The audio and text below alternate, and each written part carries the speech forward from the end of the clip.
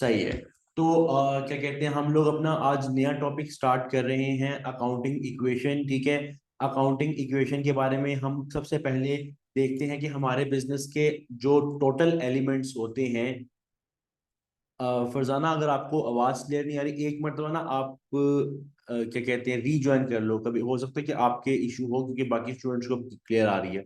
Internet में कभी हो जाता है, तो आप रीज्वाइन कर लो एक मरतबा।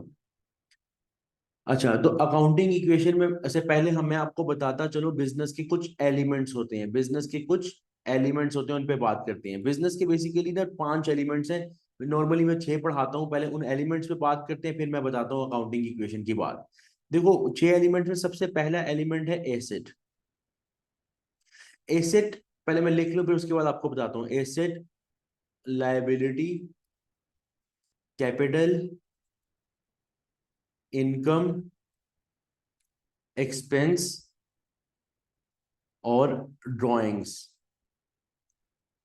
देखो, बिजनेस के ना ये 6 एलिमेंट्स हैं। एलिमेंट्स क्या होता है कि बिजनेस के अंदर जितनी भी चीजें हैं, बिजनेस में जितनी भी चीजें हैं, वो सब की सब इन्हीं चीजों के इर्द गिर्द घूम रही हैं। यानी आपके जहन में बिजनेस की क्या चीज आ सकती है? सेल्स।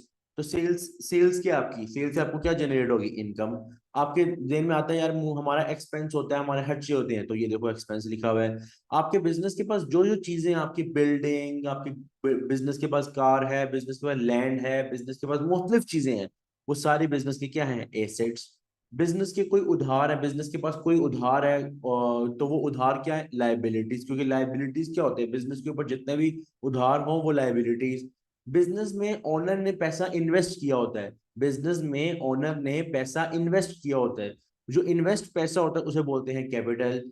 उसके बाद ड्राइंग्स क्या होता है कि ओनर जो है ना, जब भी बिजनेस के अंदर, एक मिनट एक मिनट,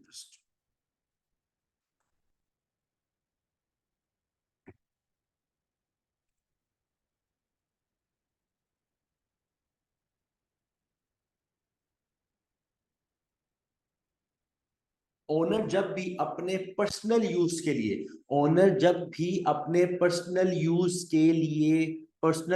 के लिए कोई पैसे निकालता है बिजनेस से, ओनर जब भी पर्सनल यूज के लिए पैसे निकालता है बिजनेस से, वो क्या है? ओनर की ड्राइंग्स। वो क्या है? ओनर की ड्राइंग्स।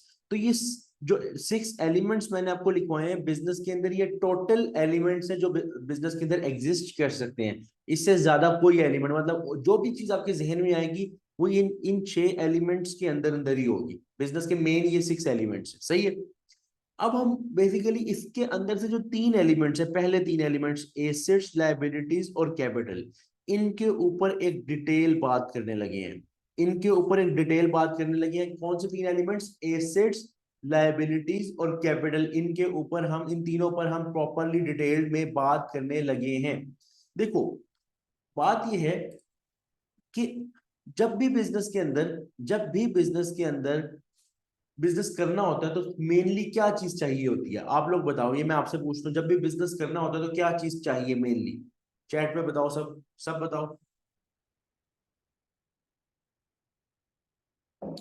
सब बताओ भाई। जब भी बिजनेस करना होता है तो मेन क्या चीज चाहिए होती है? अहमद ने बताया इन्वेस्टमेंट। इसके अलावा बाकी बाकी लोग भाई, सब ने बताना है, सब ने बताना है। जब भी बिजनेस करना होता है तो मेनली क्या चीज चाहिए होती है कि बिजनेस को स्टार्ट किया जा सके? ऑब्वियसली कैश चाहिए, और इन्वेस्टमेंट चाहिए, मनी चाहिए, आपको पैसा चाहिए ताकि बिजनेस स्टार्ट कर सको। तो आप सबसे पहले देखते हो कि आप कहाँ से पैसा ला सकते हो।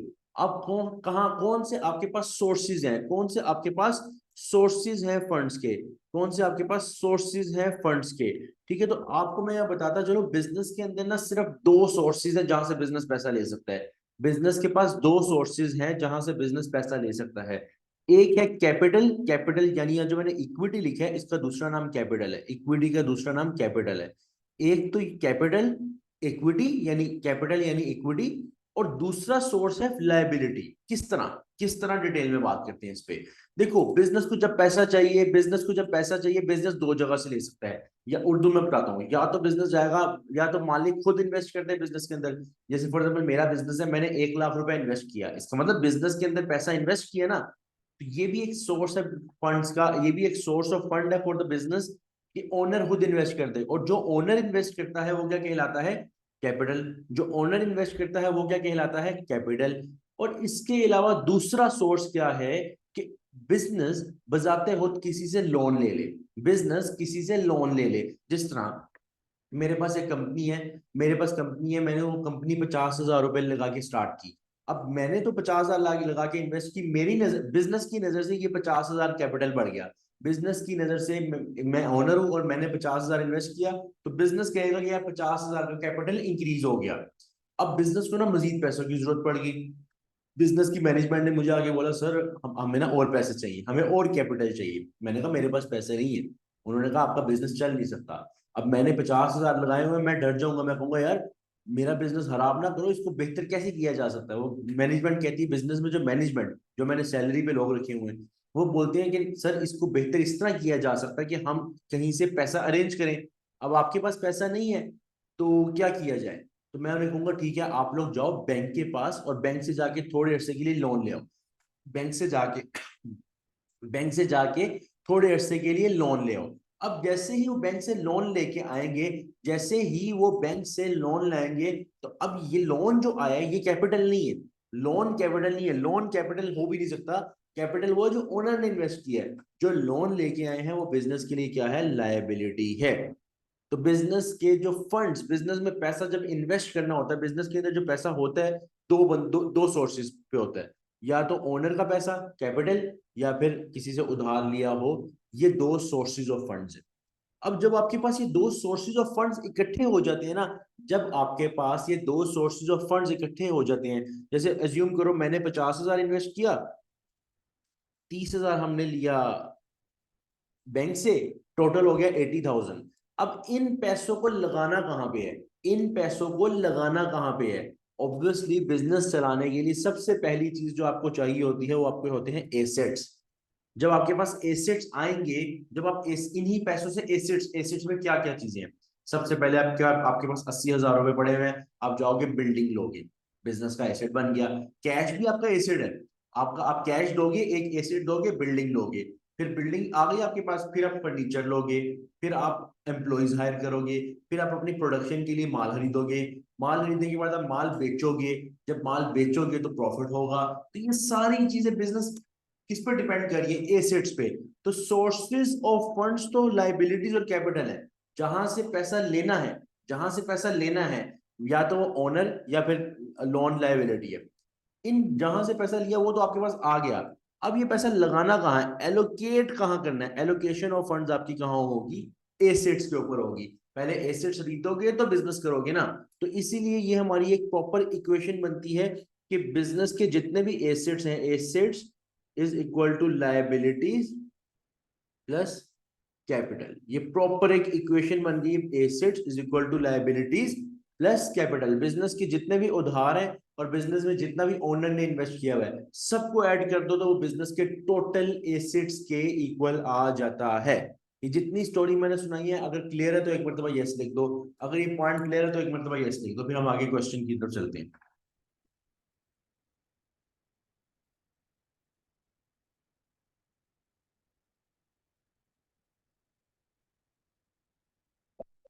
अगर कोई क्वेश्चन है तो पूछ लो, कोई क्वेश्चन है तो पूछ लो।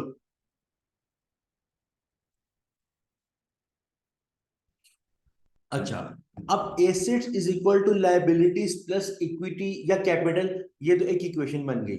हमें ये अगले वाले फॉर्मूला आपको बाद में करवाता हूँ, पहले क्वेश्चन करते हैं फिर हम फॉर्मूला सीखेंगे। ये मेरे पास एक एग्जांपल है, ठीक है, ये मेरे पास एक एग्जांपल लॉन्ग क्वेश्चन है जिसपे हम एक एक ट्रांजेक्शन को समझेंगे। वैसे ये ट्रांजेक्शन बेसिक लेवल पे पढ़ाई जाती है, लेकिन मैं इसलिए यहाँ पे करवा रहा हूँ ताकि आपका बेसिक नॉलेज भी रिवाइज हो जाए और किसी को कोई इशू ना रहे। हम बेसिक से लेके चलेंगे। देखो, assets is equal to liabilities plus equity को करने से पहले, इक्वेशन में जाने से पहले तीन बातें यहां लिखूंगा, दो से तीन बातें यहां लिखूंगा, वो समझनी है। वो समझनी है। पहली बात, जब भी after every transaction,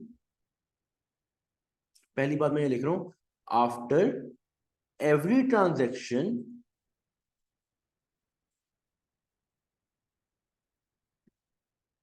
the element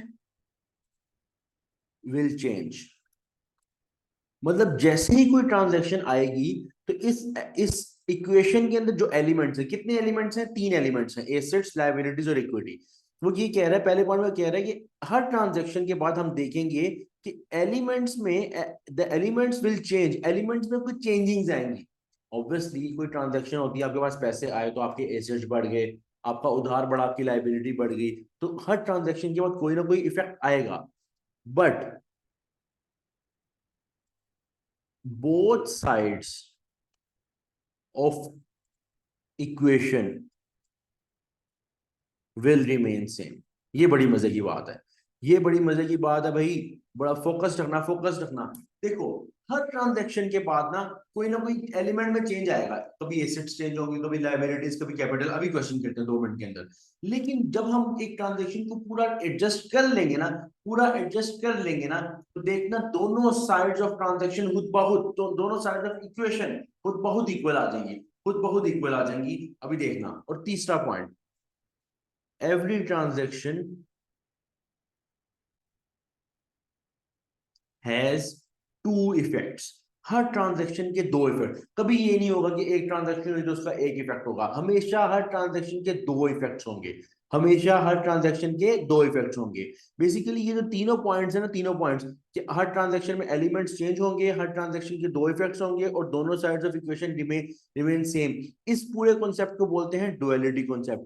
duality concept क्या कहता है कि ट्रांजैक्शन होती है, ट्रांजैक्शन हुई, ट्रांजैक्शन जब होती है, इक्वेशन में एडजस्ट होती है, एलिमेंट्स में चेंजिंग्स आती हैं, बट उसके बावजूद बोथ साइड्स ऑफ एलिमेंट जो है वो, बोथ साइड्स ऑफ इक्वेशन जो है वो सेम रहता है। इस कॉन्सेप्ट को बोलते हैं डुअलिटी कॉन्सेप्ट। ये थ्योरेटिकली पूछ लेता है कि द ट्रांजैक्शन हैज 2 इफेक्ट्स और and every transaction the elements of transactions, the elements changes after every transaction, but still both sides of equation will remain same. Which effect is this? तो आपने कहना duality concept. ये simple सी बात है, ठीक है। अब ये 3 बातें जो मैंने लिखी हैं थ्योरेटिकल, इसको मैं प्रूफ करके बताने लगा हूं कैलकुलेशन के थ्रू। हम साथ साथ बातें भी पढ़ेंगे, साथ साथ कैलकुलेशन भी करेंगे। सबसे पहली इन्वेस्टमेंट, सबसे पहली transaction, mister A mister A invested $30,000 capital in the business. वही कह रहा है कि बिजनेस में मिस्टर ए ने बिजनेस में इन्वेस्ट किए $30,000। मैं इसको करने लगा हूं एडजस्ट, मैं करने लगा हूं एडजस्ट। यहाँ पे हमारे पास 2-3 बातें ज़हन में होनी चाहिए। पहली बात तो सबसे लास्ट वाली बात सबसे इंपॉर्टेंट है कि हर ट्रांजैक्शन के कितने इफेक्ट्स हैं, 2 इफेक्ट्स हैं। अभी देखना 2 इफेक्ट्स किस तरह, जरा ये देखना। मिस्टर ए ने जब 30,000 रुपए इन्वेस्ट किए, मैं आपसे पूछना चाहता हूँ, सोर्सेज वाली साइड पे आओ। सोर्सेज वाली साइड कौन सी है? लाइबिलिटीज और इक्विटी। सोर्सेज ऑफ फंड्स यही है ना। मैं आपसे पूछना चाहता हूँ, जब मिस्टर ए ने 30,000 इन्वेस्ट किए तो सोर्सेज में कौन सा सोर्स चेंज होगा, कौन सा सोर्स में हम करेंगे कैलकुलेशन, कहाँ लिखेंगे ये वाला पार्ट, ये जो 30,000 है, सोर्सेज में क्या चीज बढ़ी? सबने बताना है, चाहे गलत बताओ चाहे ठीक बताओ, नो इशू, लेकिन एक्टिव सबने रहना है, सबने बताना है क्या आंसर होगा इसका।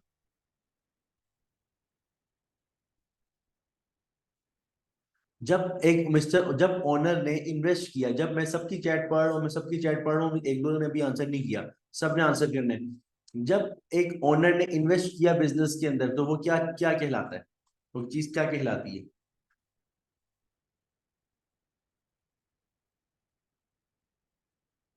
कैपिटल या फिर इक्विटी, इक्विटी या फिर कैपिटल। सबने ठीक बोला, सबने ठीक बोला, इक्विटी या फिर कैपिटल। तो हम लिखेंगे कि इक्विटी बढ़ गई 30,000 से। अच्छा मैं ना अभी ना थोड़ा स्लो स्लो स्लो स्लो मतलब बड़ा फोकस करके पढ़ा रहा हूँ, आप लोगों को सिर्फ इसलिए ये पढ़ा रहा हूँ ताकि आपके जहन में बात पक्की हो जाए। नहीं तो मैं इस बात को बड़ी जल्दी भी कर सकता था, लेकिन पता है क्या यार, मुझे तसल्ली नहीं होती जब तक तमाम स्टूडेंट्स को पक्का ना समझ आ जाए। आप लोगों ने भी बस ये करना है कि जल्दी जल्दी जो है ना चीजों को समझना है, और जहां पे इशू है पूछ लो, नो नो मसला। अच्छा, 30,000 के इक्विटी बढ़ी, इक्विटी, ये तो बढ़िया, ये तो हो गया सोर्सेज वाली साइड, सोर्सेज वाली साइड पर इक्विटी बढ़ी। जरा मुझे बताओ एसेट्स, दूसरा इफेक्ट कहाँ जाएगा? लाइबिलिटी तो बढ़ी नहीं, दूसरा इफेक्ट यहाँ जाएगा कि एसिड्स बढ़ेंगे, वो मैं खुद बता रहा हूँ, लेकिन एसिड्स में कौन सा एसिड बढ़ेगा ये पूछना चाह रहा हूँ। क्या चीज बढ़ी है एसिड में? एसिड में क्या चीज बढ़ी है जरा बताओ। एसिड में क्या चीज बढ़ी ये बताओ। सबने ठीक बोला, सबने ठीक बोला, सबने ठीक बोला, बस एक एक आंसर मुझे जो है ना थोड़ा गलत शो हुआ है। देखो, देखो फरजाना ने बोला नॉन करंट एसेट। देखो नॉन करंट एसेट तब बढ़े जब हम नॉन करंट एसेट में इन्वेस्ट करें। हम ओनर ने इन्वेस्ट किया 30,000, वो कैश की सूरत में है। वो कैश, तो कैश बजाते खुद एक एसेट है, तो फॉर द टाइमिंग, हाँ कल को हम नॉन करंट एसेट जब खरीदेंगे तब हम जरूर लिखेंगे नॉन करंट एसेट। लेकिन अभी हमारे पास as as a cash investment आई है ना, तो हम एसेट वाली साइड पे 30,000 कैश लिखेंगे।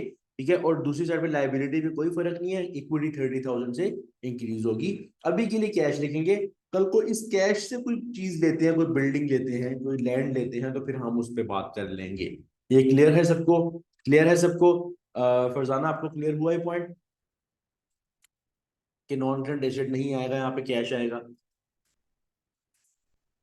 गुड। अब ये हो गई ट्रांजेक्शन। अब हम इसको जरा टोटल करते हैं। टोटल अगर हम इसको करें तो ये हमारे पास बनता है, अभी टोटल इसके बाद करते हैं, मतलब इस ट्रांजेक्शन के बाद जब दो ट्रांजेक्शन हो जाएंगी। फिलहाल आप देखो दोनों साइड्स ऑफ ट्रांजेक्शन सेम है। अब इससे अगली ट्रांजेक्शन हमारे पास है, हमने लिया बैंक लोन 33,000, 3,000 का, 3,000 का बैंक लोन बस। 30,000 का था मेरा ख्याल है, वेट अ मिनट।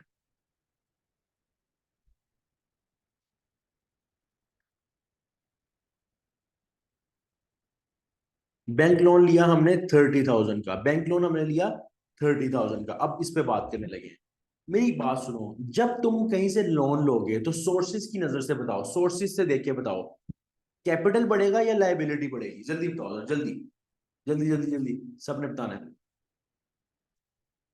सबने सबने सबने सबने बिल्कुल ठीक, बिल्कुल ठीक, सब सही बता रहे हैं, सब सही बता रहे हैं। लाइबिलिटी बढ़ेगी, लाइबिलिटी बढ़ेगी। चलो फिर लाइबिलिटी बढ़ाते हैं यहाँ से। लाइबिलिटी मैंने बढ़ाई 30,000 से, लाइबिलिटी मैंने बढ़ाई 30,000 से, क्योंकि उस साइड से लाइबिलिटी बढ़ी। और देखो जब मैं गया, बिजनेस गया बैंक के पास, सर हमें ना लोन दे दे, 30,000 का लोन दे दे, हम मर जाएंगे, हमें लोन चाहिए। तो बैंक ने कहा बेटा ठीक है लोन दे, बैंक मान गया। बैंक ने तुम्हें लोन दिया, तुम चुप करके बड़ी खुशी से वापस आए बिजनेस में आके, तुमने अकाउंटेंट को बोला ये पकड़ो लोन, ये पकड़ो लोन। अकाउंटेंट से पूछा तुम्हारे पास पहले कितने पैसे? अकाउंटेंट ने कहा पहले ओनर ने 30,000 दिए थे पहली ट्रांजेक्शन में, चलो ये 30,000 मजीद पकड़ो। तो 30,000 हमने मजीद उसको कैश की सूरत में दिया। तो बिजनेस में एसेट वाली साइड पे एक और कैश बढ़ गया, 30,000, जो कि एज अ लोन हमने लिया है, एज अ लोन हमने लिया। यहाँ पे हमारी ट्रांजेक्शन पूरी हुई। हर ट्रांजेक्शन के दो इफेक्ट्स होते हैं, और देखो after every transaction both sides of equation remain same. और आपके सामने देखो 60,000 is equal to 30,000 plus 30,000, equal आ गई ट्रांजेक्शन। इक्वल आ गई ट्रांजेक्शन भाई। राइटिंग स्पेलिंग और जीरो, जीरो जो मैं लिखता हूँ ना, ये जीरो अपने अपने हैं भाई, इन पे कोई फतवा नहीं लगेगा, क्योंकि मेरे जो है ना इसी तरह के ही है जीरो। ठीक है, राइटिंग पे भी और स्पेलिंग पे भी। तो ये दोनों साइड्स ऑफ इक्वेशन सेम आ गई। अब हम हर ट्रांजेक्शन को इस तरह करते चले जाएंगे, और आप देखोगे बड़ी मजे की बात कि हर ट्रांजेक्शन के बाद इक्वेशन सेम रहेगी, इक्वेशन इक्वल रहेगी। ठीक है, अगली ट्रांजेक्शन करके देखते हैं। हमने फर्नीचर लिया 5,000 का, हमने हमने फर्नीचर लिया 5,000 का। हमने, अच्छा वैसे मजे की बात ये है, मतलब कि वैसे एक मजाक वाली बात है कि पैसे ले लिए 30,000 के, ओनर ने इन्वेस्ट किया 30,000, क्या कहते हैं लोन ले आए। बिल्डिंग ली नहीं है भाई, उससे पहले फर्नीचर ले लिया, पता नहीं रखना कहाँ पे, सड़क पे हमने ठेले लगाने। Purchase furniture for 5,000। भाई मुझे इस ट्रांजेक्शन का इफेक्ट एक मरतबा तुम बताओ कि हर ट्रांजेक्शन के दो इफेक्ट्स होते हैं, तो अब क्या करोगे, क्या करोगे?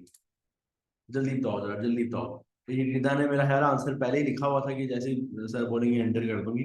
तो बाकी बताओ भाई, बाकी बताओ। ट्रांजैक्शन का क्या इफेक्ट होगा, ट्रांजैक्शन का क्या इफेक्ट होगा, ट्रांजैक्शन का क्या इफेक्ट होगा?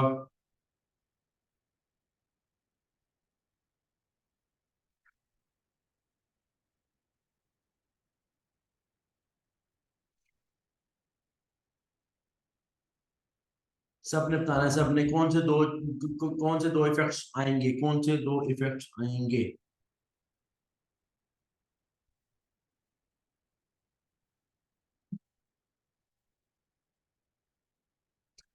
सबने ठीक बताया, लेकिन एक लड़के ने ठीक नहीं बताया, और मुझे पता था एक आधा आंसर वैसा आएगा। अच्छा, अहमद ने बताया कि एसिड्स एंड कैपिटल इफेक्ट होंगे। चलो अहमद, आपसे बात करते हैं। देखो यार और अहमद, बात ये है कि जब तुमने एक फर्नीचर लिया, ठीक है, फर्नीचर लिया, तो मैं तुमसे सिर्फ एक बात पूछता हूँ, क्या तुमने वो फर्नीचर बिजनेस के पास जो पैसे आ गए थे उनसे लिया, उस एसेट में से लिया, या ओनर ने ला के दिया फर्नीचर? बस ये बता दो, बिजनेस के पैसों से लिया या ओनर ने फर्नीचर ला के दिया? हाँ भाई अहमद, क्या लगता है?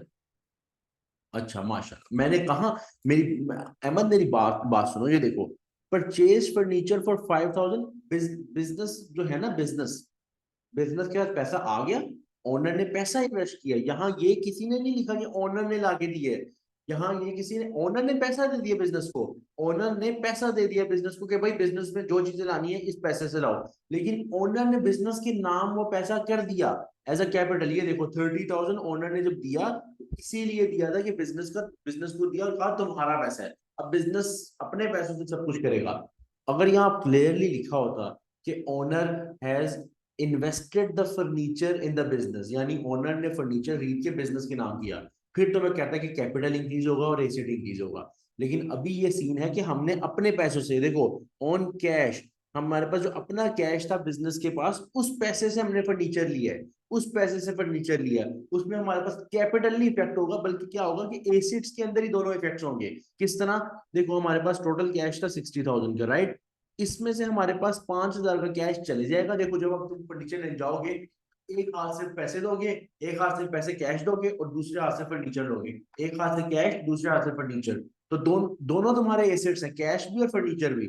सिंपल क्या करोगे, एक हाथ से तो कैश जा रहा है, तो लिखोगे कैश 5,000 नेगेटिव, माइनस का साइन के लिए हमने ब्रैकेट यूज किया, कैश 5,000 नेगेटिव, क्योंकि कैश तुम्हारे हाथों से गया, बदले में तुम्हें फर्नीचर मिला बिजनेस के नाम, बिजनेस के लिए तुमने फर्नीचर ले लिया, तो फर्नीचर भी एसेट है, यहाँ लिखोगे फर्नीचर 5,000। बेटा मैं इसको ना थोड़ा,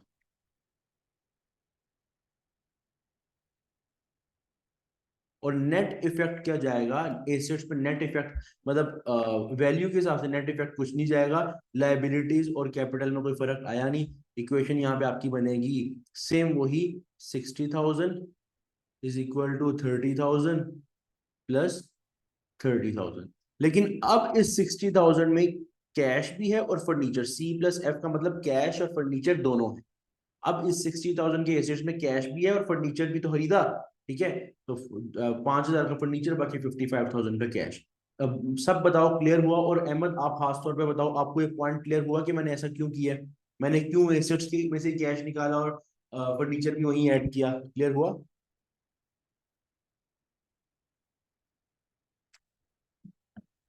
गुड हो गया, गुड हो गया, गुड हो गया, गुड हो गया। जहां पे किसी को इश्यू हो, साथ साथ पूछ लो, साथ साथ पूछ लो।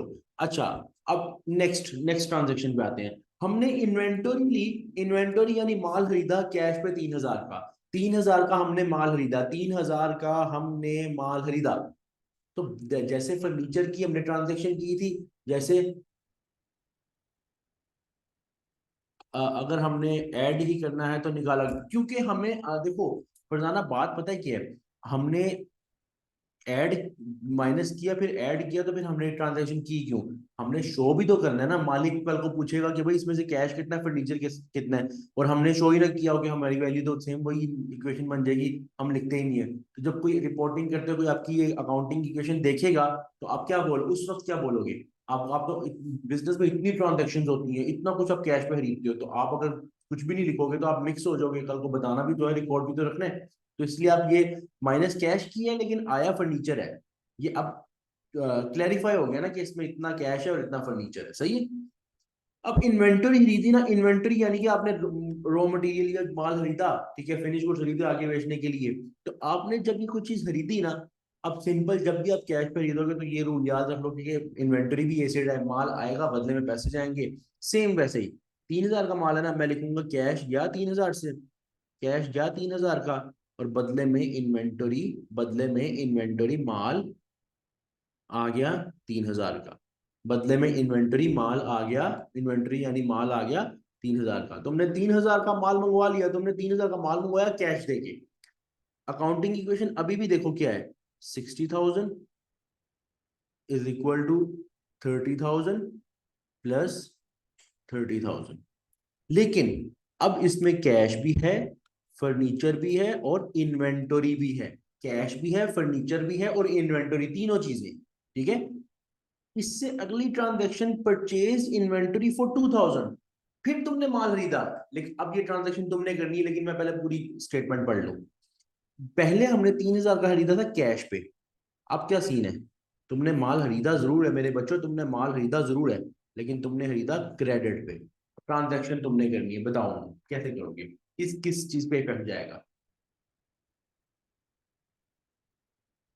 क्या कहते हैं, तुम लोग जो हो पहले से लिखे बैठे हुए हो भैया। राणा साहब ने भी आंसर भेजा है और रिदा ने भी भेजा। अच्छा भाई, अब कौन सी दो चीजों पे इफेक्ट जाएगा, कौन सी दो चीजों पे इफेक्ट जाएगा।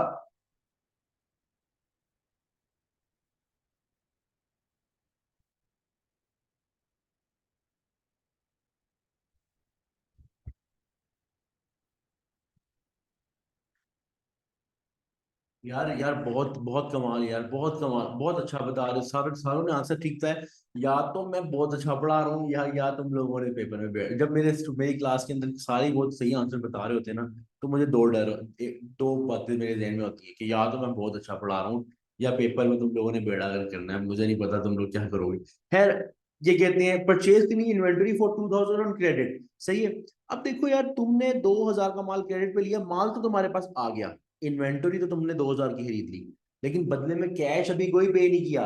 कैश इस वक्त कोई पे नहीं किया। अब देखो, जब भी तुम कोई चीज खरीद लो, लेकिन अभी तुम्हें कैश पे करना है, भाई तुमने तो माल खरीद लिया ना, तुम्हारे सर पे एक जिम्मेदारी आ गई है, ऑब्लिगेशन आ गई कि तुम्हें पे करना है। ऑब्लिगेशन का मतलब उधार आ गया, उधार का मतलब लायबिलिटी तुम्हें इंक्रीज करनी है। तुम यहाँ जाके लायबिलिटीज में 2,000 को इंक्रीज कर दोगे, क्योंकि तुमने माल के बदले पैसे अभी नहीं दिए। माल तुमने ले लिया लेकिन पैसे नहीं दिए। तो तुम्हारे अब क्या होगा, equation 62,000 is equal to 32,000 plus 30,000। अब अगर तुम देखो, अगर तुम यहां देखो तो तुम्हारे पास इक्वेशन अभी भी सेम है, इक्वेशन अभी भी सेम है, लेकिन ट्रांजैक्शन के इफेक्ट साथ साथ चल रहे हैं।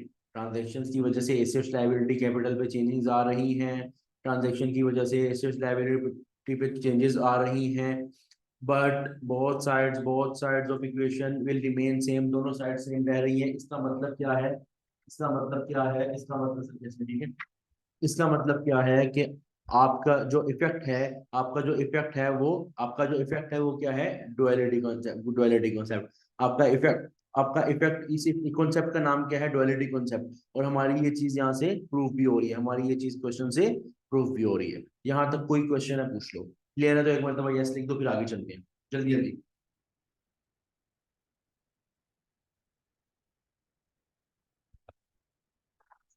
क्लियर है यहाँ तक सबको, क्लियर है, कोई क्वेश्चन है तो पूछ लो।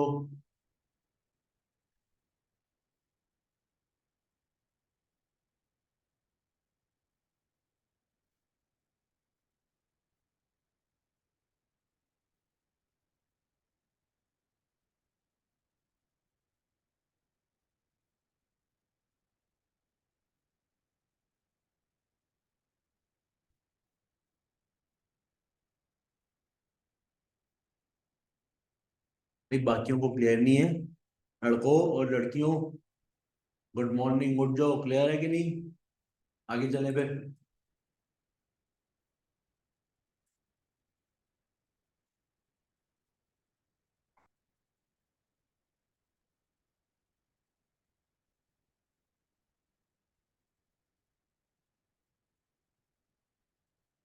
सही है। चलो आगे चलते हैं, नेक्स्ट पॉइंट पे चलते हैं, नेक्स्ट ट्रांजेक्शन पे चलते हैं। नेक्स्ट नेक्स्ट ट्रांजेक्शन क्या कह रही है, सोल्ड इन्वेंटरी फॉर 4,500। तुमने 4,500 रुपए का माल बेचा, तुमने 4,500 रुपए का माल बेचा ऑन कैश। बेचा भी किस पे, कैश पे, जरा फोकस रखना। तुमने 4,500 का माल बेचा, वो भी कैश पे। तुमने 4,500 का माल बेचा, वो भी कैश पे। अब जब तुमने माल बेचा कैश पे, लेकिन उसकी कॉस्ट कितनी थी, 2000, मतलब तुम्हारे पास 2000 का माल जो था ना वो तुमने 4500 में बेच दिया। तुम्हारे पास 2000 का जो माल था वो तुमने 4500 में बेचा, वो तुमने 4500 में बेचा। मुझे इसका इफेक्ट बताओ, अगर तुम लोगों को पता है, अगर किसी तुम में से किसी को पता है, जरा बताओ जरा।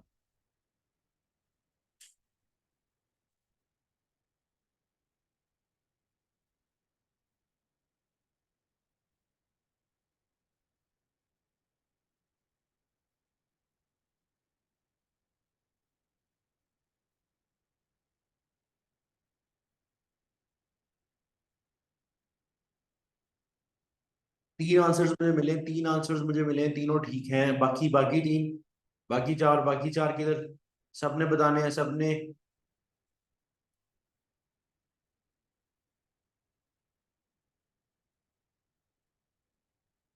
सबने बताना है इस ट्रांजेक्शन का इफेक्ट, जिनको आता है। डेबिट क्रेडिट कहाँ से आ गया? डेबिट क्रेडिट तो हम कर ही नहीं रहे। यहाँ हम अकाउंटिंग की इक्वेशन में एडजस्टमेंट का पूछा मैंने। फरजाना, क्वेश्चन ये है कि हमने 2000 का माल 4500 में बेचा, तो इसका इफेक्ट अकाउंटिंग की इक्वेशन पे क्या होगा? डेबिट क्रेडिट के हिसाब से तो 4500 का माल कैश टू सेल्स एंट्री बन जाएगी, वो तो एक अलग बात है, वो तो हमने पढ़ी भी हुई है पहले, पहले लेक्चर में। अभी अकाउंटिंग की इक्वेशन के मुताबिक बताना है।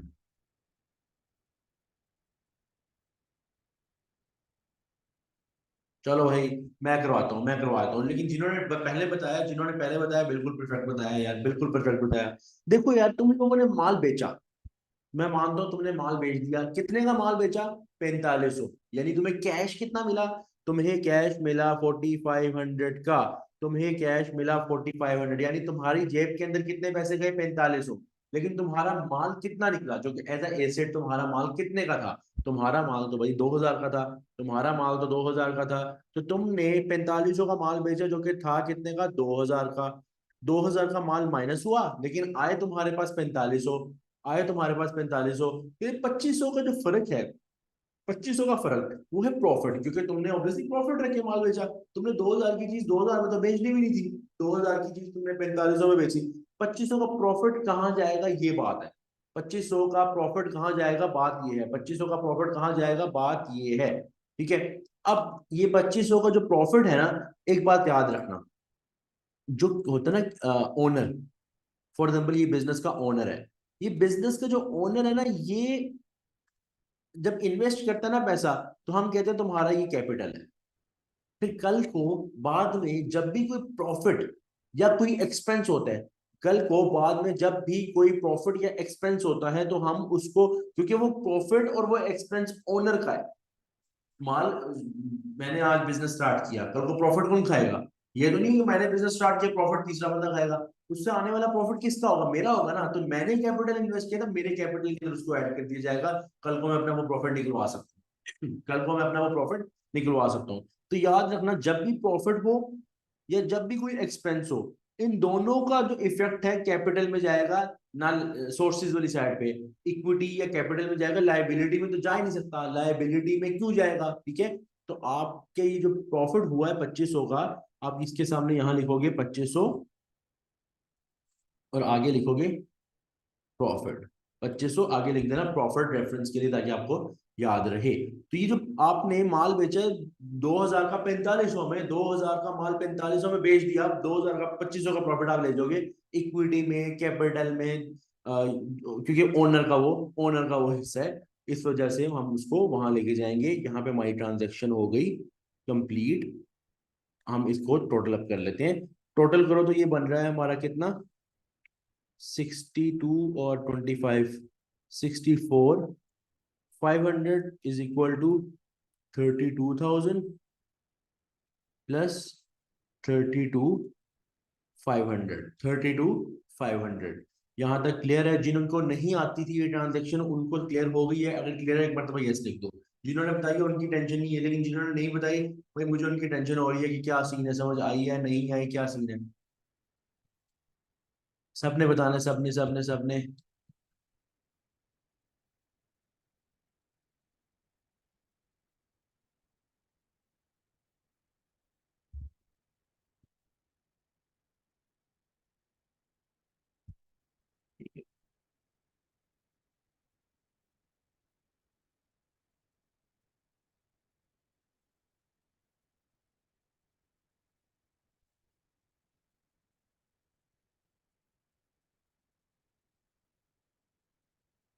अच्छा, अब next transaction, sold inventory for 5,000, ये नेक्स्ट ट्रांजेक्शन आ गया। अब तुमने 5,000 का माल बेचा ऑन क्रेडिट। ऑन क्रेडिट यानी तुमने माल बेच दिया, प्रॉफिट कमा लिया। था कितने का? 2500 का माल 5,000 में बेचा, प्रॉफिट कमाया। तुम कैश नहीं आया, ट्रांजैक्शन तुमने करनी है। ट्रांजैक्शन तुमने करनी है, जिनको आती है जरा देख के बताओ क्या होगी ट्रांजैक्शन। और जिनको नहीं भी आती वो भी जरा देखो, वो भी देखो, उनको भी थोड़ा बहुत समझ आएगी।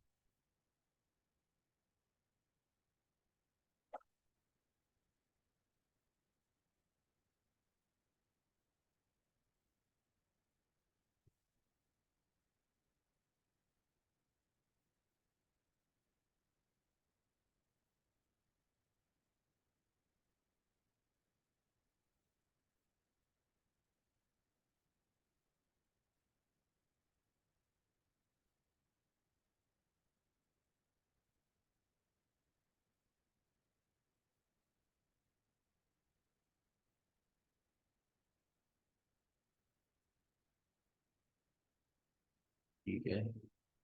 अच्छा, अब मैं बताता हूँ जिन्होंने बताया ठीक बताया। देखो, तुम लोग इस बार तुमने जो माल बेचा है ना, तुमने पैसे नहीं लिए, फिलहाल तुमने पैसे नहीं लिए। तुमने कहा ठीक है 30 दिनों बाद कर देना पैसे, लेकिन अभी तो नहीं किए, अभी तो नहीं लिए ना। देखो, जब भी तुमने किसी को माल बेचा क्रेडिट पे, कैश तो आया नहीं, लेकिन कैश की जगह, अगर कैश ना आया, अगर क्रेडिट पे तुम सेल करो, क्रेडिट पे सेल करो और कैश ना आए, तो कैश की जगह तुम कौन सा एसेट ओपन करते हो? तुम अपना एसेट ओपन करते हो अकाउंट रिसीवेबल। रिसीवेबल के नाम से होता है, ट्रेड रिसीवेबल बोल सकते हो। तो रिसीवेबल भी तुम्हारा क्या है?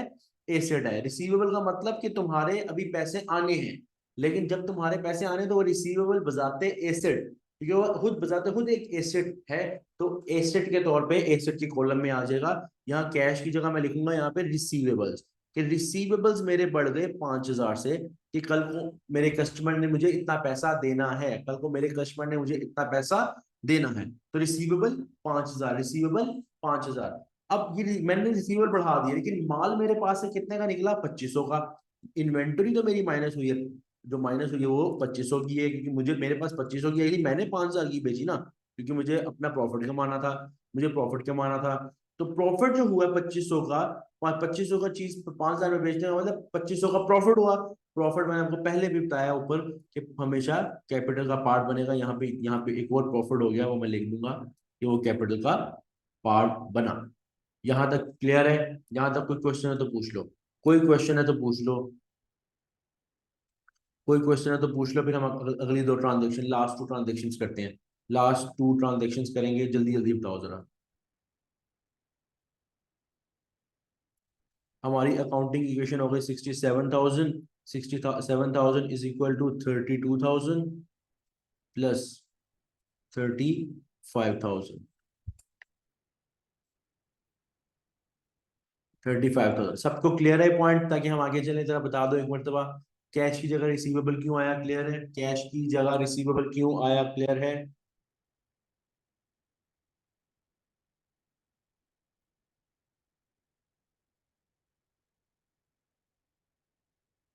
चलो भाई, नेक्स्ट ट्रांजेक्शन पे जाते हैं। नेक्स्ट ट्रांजेक्शन पे जाते हैं। अगर किसी को समझ ना आए वो साथ साथ पूछता रहे, साथ साथ। मैं जितनी मर्जी मरतबा पूछ लो भाई, कोई टेंशन की बात नहीं, कोई टेंशन की बात नहीं। अब तो मैंने जूम की मीटिंग भी मैंने अनलिमिटेड टाइम के लिए रखवा दी है। कोई मसला नहीं है, खोल के क्वेश्चन पूछो। अच्छा, अगली हमारी ट्रांजेक्शन, इसको मैं थोड़ा सा नीचे कर लेता हूँ ट्रांजेक्शन को।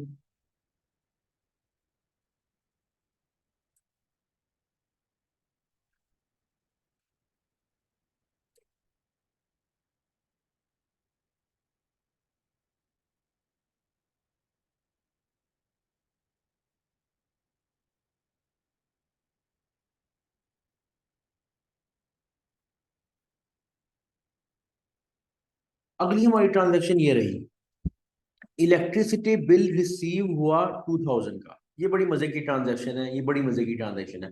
इलेक्ट्रिसिटी बिल रिसीव हुआ, यार ये समझो, समझो मेरा बिजनेस है, समझो मेरा बिजनेस है, और मैं ना बिजनेस के अंदर बैठा हूँ। ठीक है, अब काम से बिजनेस चल रहा है, सब कुछ ओके चल रहा है। ठीक है, हुआ ये कि एक बंदा आया वापडा की तरफ, वापडा पर ये लेस्को ही होता है ना, हाँ वापडा वाला आया, उसने ना बिल फेंका, निकल गया। तुम मुझे बताओ क्या मेरा एक्सपेंस हो गया या नहीं हुआ? सिंपल। अभी पे नहीं किया, अभी पे नहीं किया, अभी सिर्फ बिल आके फेंक के गया वो, और मैंने वो देखा है बिल, बस अभी एक्सपेंस हुआ या नहीं हुआ।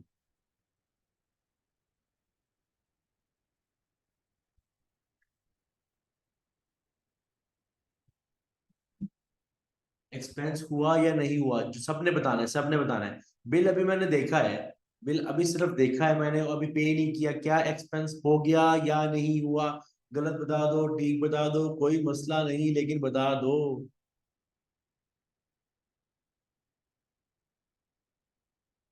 अच्छा, ठीक है ठीक है ठीक है, एक्सपेंस हो गया, एक्सपेंस हो गया, बिल्कुल यार, तुम लोग यार, मैं कहता हूँ बादशाह लोग हो यार, इतने क्लियर कॉन्सेप्ट। तो एक्सपेंस बिल्कुल हो गया, क्योंकि एक्सपेंस का मतलब पैसा जाना नहीं है। एक्सपेंस का मतलब पैसा जाना तो है ही नहीं। एक्सपेंस अगर आपका उस केस में ये एक्सपेंस ना होता कि हम कहते हैं कि एक्सपेंस का मतलब है पैसा जाना। एक्सपेंस का मतलब है बेनिफिट तुमने रिसीव की कर लिया है, तुमने पंखे शंखे चलाए, एसी चलाए, बिल आ गया, बेनिफिट रिसीव कर लिया ना, एक्सपेंस हो गया। कल को पे करोगे, उसको तुम बोलोगे कि उस एक्सपेंस के बदले कैश जा रहा है, वही कहलाता ट्रांजेक्शन है। अभी के लिए एक्सपेंस हो गया, अभी के लिए एक्सपेंस हो गया, अभी के लिए एक्सपेंस हो गया। अब इलेक्ट्रिसिटी बिल कितना है रिसीव हुआ, 2000 का, इसका मतलब एक्सपेंस हो गया। एक्सपेंस के बारे में थोड़ी देर पहले मैंने क्या बोला था कि ये कैपिटल में एडजस्ट होगा, क्योंकि प्रॉफिट भी कैपिटल में एडजस्ट होता है, एक्सपेंस प्रॉफिट कैपिटल में ऐड होता है, एक्सपेंस कैपिटल से माइनस होगा। तो एक ट्रांजेक्शन तो मैंने तुम्हें बता देता हूँ यहाँ पे, एक ट्रांजेक्शन तो मैं तुम्हें बता दूं, ये मैं पेड नीचे लिखता हूँ।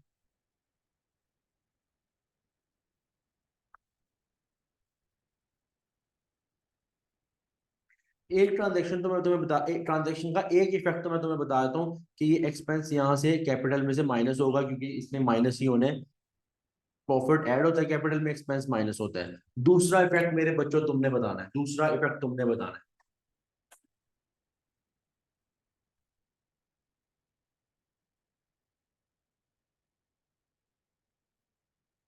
दो आंसर आए हैं, दो आंसर्स मिले हैं मुझे दूसरा इफेक्ट के। तो बाकी सब, बाकी बाकी कौमे में उठ जाओ, बताओ, सबने बताना है, सबने, मेरे बच्चों सबने बताना है। बिल्कुल बिल्कुल बिल्कुल बिल्कुल बिल्कुल बिल्कुल, एक मिनट, एक मिनट, एक मिनट, एक मिनट। एक आंसर मुझे गलत नजर आया है, एक आंसर में। अरुषा, आपने बोला एक्सपेंस एसेट में आएगा। देखो अरुषा, एक्सपेंस एसेट में किसी सूरत भी नहीं आ सकता, रीजन मैं बताता हूँ क्यों। एसेट होता है वो तमाम चीजें जो फिजिकल, जैसे कोई चीज, बिल्डिंग है, कोई क्या कहते हैं, ये आपकी कार है, आपकी लैंड है, आपकी फर्नीचर है, आपकी इन्वेंटरी है। एक्सपेंस एसेट नहीं होता, एक्सपेंस किसी सूरत एसेट नहीं होता। एक्सपेंस को तो हमने कैपिटल में से माइनस किया है। दूसरा इफेक्ट ये होगा कि अभी तक ये एक्सपेंस अनपेड है, क्योंकि अभी जब ये बिल रिसीव हुआ, इसका मतलब ये अभी तक अनपेड है, अभी इसको पे नहीं किया। तो आपके सर पे एक जिम्मेदारी आ गई कि आपको ये एक्सपेंस पे करना है। आपके उधार चढ़ गया आपके ऊपर, कि आपको जब जब बिल आता है तो एक तरफ एक्सपेंस होता है, दूसरी साइड पे आपका उधार बढ़ जाता है, यानी लाइबिलिटी बढ़ जाती है। तो आपने 2000 से लाइबिलिटी इंक्रीज करोगे। लाइबिलिटी इंक्रीज, हाँ, बिल्कुल लाइबिलिटी बनेगी। एक्सपेंस का एक्सपेंस कभी भी एसेट में नहीं जाएगा, किसी सूरत में नहीं जाएगा। ठीक है, तो यहाँ पे अब आपका क्या बनेगा, ये आंसर आ जाएगा आपका, 67,000 के एसेट्स हैं,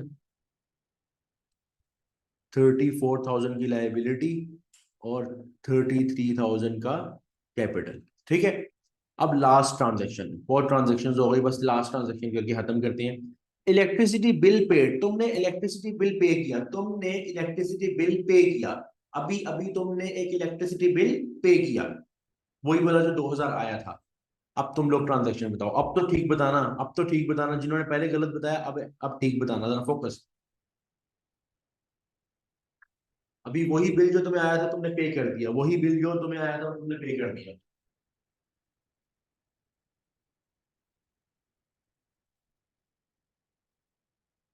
जो बिल आया था तुमने तुमने पे कर दिया।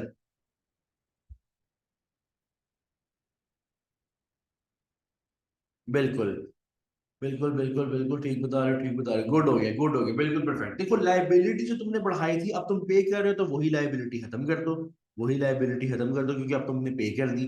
और जब पे किया तो ऑब्वियसली कैश में से जाके पे किया ना, कैश में से जाके पे किया। जब फरजाना आपने बताया एक्सपेंस क्रेडिट होगा, एक्सपेंस एक्सपेंस ऑलरेडी बुक कर दिया था।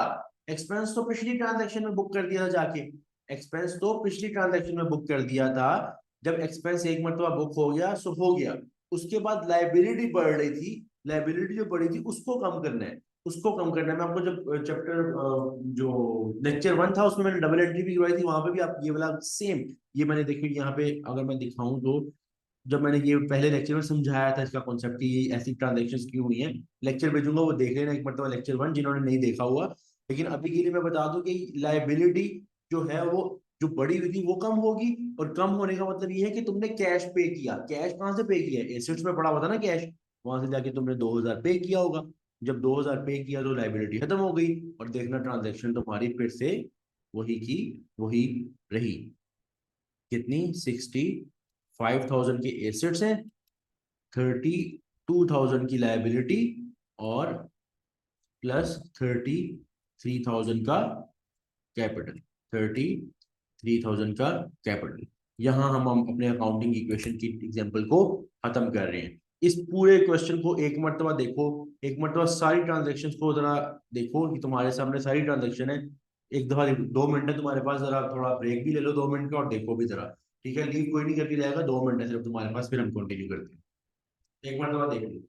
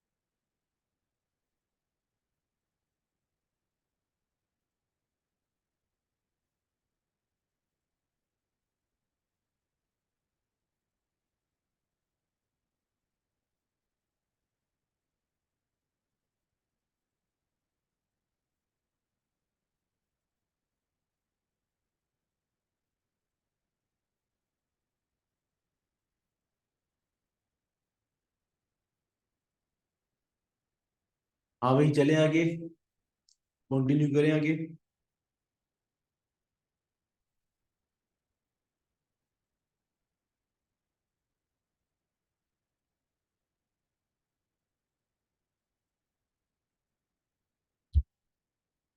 अच्छा, चलो भाई वापस आ जाओ, वापस आ जाओ।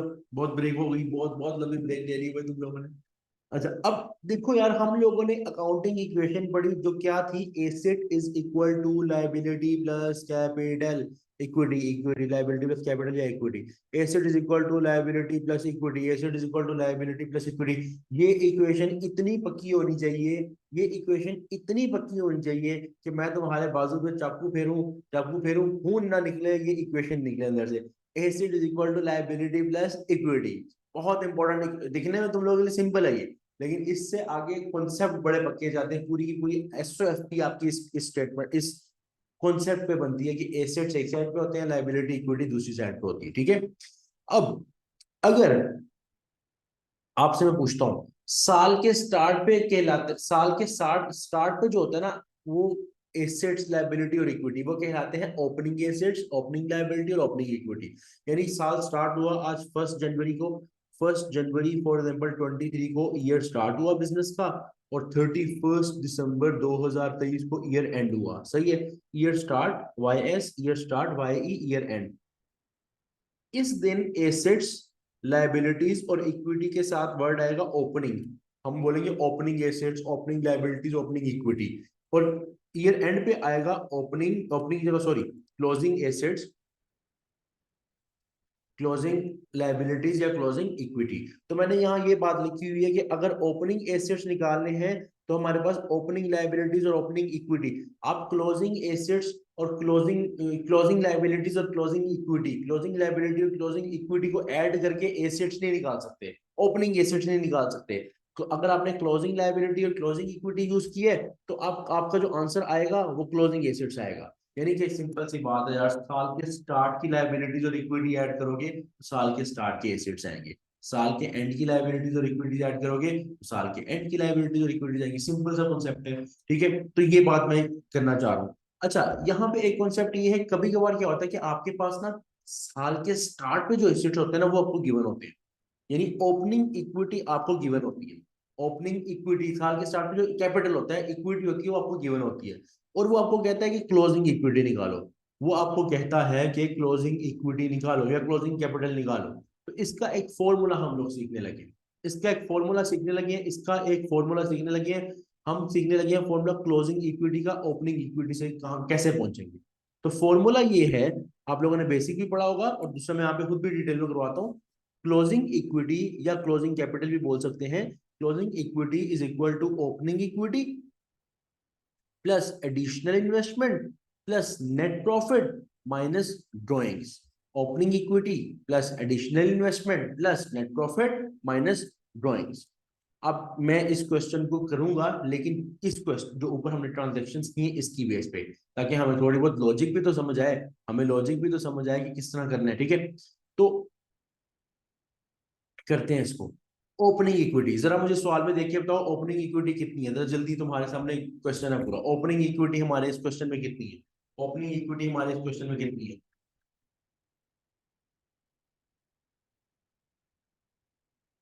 ओपनिंग इक्विटी हमारे पास कितनी है? 30,000। ये देखो, ये 30,000 में ओपनिंग साल के स्टार्ट की इक्विटी है। तो मैंने यहां लिख दिया opening equity plus additional investment. हमारे इस सवाल में कहीं पे एडिशनल इन्वेस्टमेंट हुई थी साल के दौरान? कहीं एडिशनल इन्वेस्टमेंट हुई है, जरा बताना। एडिशनल कहीं से इन्वेस्टमेंट ली हो आपने?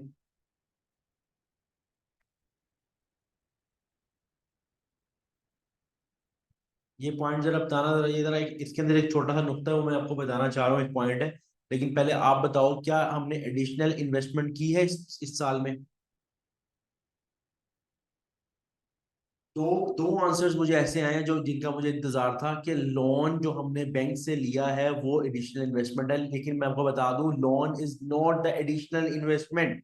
क्योंकि एडिशनल इन्वेस्टमेंट हम किसका फॉर्मूला कर रहे हैं? हम कर रहे हैं कैपिटल का फॉर्मूला। ये देखो, ये देखो, ओपनिंग इक्विटी और क्लोजिंग इक्विटी कैपिटल है। हमने देखना है कि मालिक ने कहीं मजीद इन्वेस्ट किया, लोन लायबिलिटी अलहदा साइड है। ठीक है, इसलिए ये एडिशनल इन्वेस्टमेंट में नहीं आएगा। और लोन लोन है, इन्वेस्टमेंट नहीं है। इन्वेस्टमेंट वो तो लोन आपने उधार लिया, अपने पास रख लिया। इन्वेस्टमेंट ओनर ने ही की थी। ठीक है, तो एडिशनल इन्वेस्टमेंट में ओनली कैपिटल, ओनली अगर ओनर ने कोई एडिशनल इन्वेस्ट किया है तो वो पार्ट बनेगा, लोन पार्ट नहीं बनेगा। ये पॉइंट क्लियर रखना। ठीक है, अभी फिलहाल के हमने कोई जीरो की बिल्कुल थी। अच्छा, नेट प्रॉफिट, अब हमने नेट प्रॉफिट ऐड करना है। नेट प्रॉफिट का जो फॉर्मूला है, नेट प्रॉफिट का फॉर्मूला आता है इस तरह। प्रॉफिट, अगर आप अपने सवाल में प्रॉफिट में से सारे के सारे एक्सपेंसेस माइनस कर दो ना, प्रॉफिट में से सारे एक्सपेंसेस माइनस कर दो, तो आपके पास आ जाएगा नेट प्रॉफिट। प्रॉफिट में से सारे के सारे एक्सपेंसेस माइनस कर दो, क्या आ जाएगा? Net profit. अब प्रॉफिट देखते हैं, जरा जाके देखते हैं प्रॉफिट कितना है। जरा मुझे क्वेश्चन में बताओ, टोटल टोटल प्रॉफिट बताना है, टोटल बता दो कितना है। आपके सामने है, आपके सामने है, प्रॉफिट टोटल कितना है? सबके सामने एक क्वेश्चन है जिसमें दो दो प्रॉफिट्स है, टोटल कितने बनते हैं? टोटल कितने बनते हैं?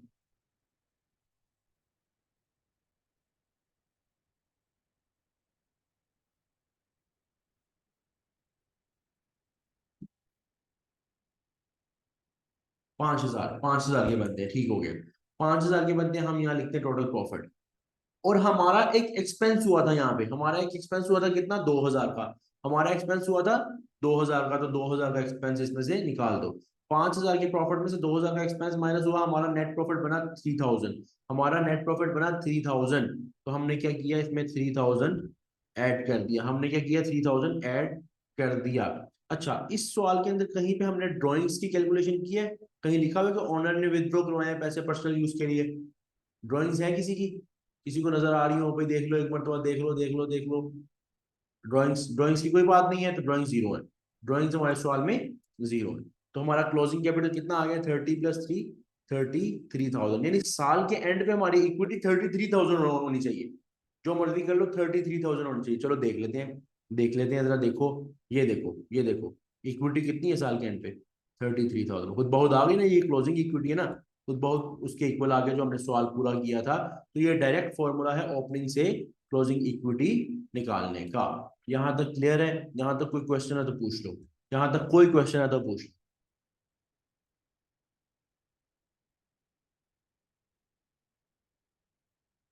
यहाँ तक किसी को कोई क्वेश्चन है तो पूछ सकता है, यहाँ तक किसी को कोई क्वेश्चन है तो आप पूछ सकते हो। क्लियर है सबको? क्लियर है, क्लियर है, क्लियर है, गुड है, गुड है, गुड है। अच्छा, अब यहाँ पे ना मैं लेक्चर को कर रहा हूँ एंड, ठीक है। इसके अंदर मैं आपको एक असाइनमेंट, एक तो वो स्टूडेंट्स जिन्होंने लास्ट क्लास नहीं ली थी, जिन्होंने लास्ट क्लास नहीं ली थी, एक मैंने पहले असाइनमेंट दी थी, ये टी अकाउंट्स कंप्लीट करने वाली, ये वाली करनी है, और जिन्होंने की थी उनको ये नहीं करनी।